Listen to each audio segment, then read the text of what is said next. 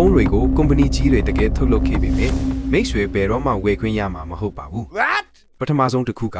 မျက်နှာပြင်လိုလိတ်ထုတ်ပြီး tablet တစ်ခုလိုသုံးလို့ရတဲ့ Oppo Rollable ဖုန်းမှာအလဲမှာခောက်ရလုံးဝမရှိပါဘူးဒုတိယတစ်ခုကတော့အိတ်ကတ်ထဲထည့်ရလွယ်တဲ့အရွယ်စားကနေလူအပ်ရင်အပေါ်ကိုအလိုလိုရှည်ထွက်လာတဲ့ Motorola Razr Concept ဖုန်းမှာတတိယတစ်ခုကကမ္ဘာပထမဆုံး downline 3ကောက်ချိုး Transition Mini ဖုန်းမှာ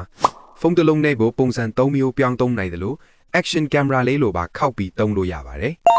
စတုံးထတစ်ခုကတော့သူ့ဟာသူအလိုလိုခောက်ပေးတဲ့ Samsung Asymmetric Flip ဖုန်းပါအမြင်တော့အရန်လမ်းပေမဲ့ဖွင့်ရပိတ်ရတာတော်တော်လေးနေပါတယ် Huh? ပင်စမတစ်ခုကတော့4မိနစ်နဲ့20စက္ကန့်အတွင်း battery အပြည့်သွင်းနိုင်တဲ့ Realme ရဲ့320 watt အားသွင်းဖုန်းပါ Wow. အရင်ကဒီလိုနီးပညာတွေကိုစိတ်ကူးရင် concept တွေလိုပဲထင်ခဲ့ကြပေမဲ့အခုဆိုတချို့ကိုလက်တွေ့သုံးနေနိုင်ကြပါပြီကဲတင်သာရွေးချယ်ခွင့်ရမယ်ဆိုရင်ခောက်တဲ့ဖုန်းလိတ်တဲ့ဖုန်းဒါမှမဟုတ်အလိုလိုပုံစံပြောင်းတဲ့ဖုန်းဘယ်ဖုန်းကိုအကြိုက်ဆုံးလဲ comment မှာပြောခဲ့ပါဦး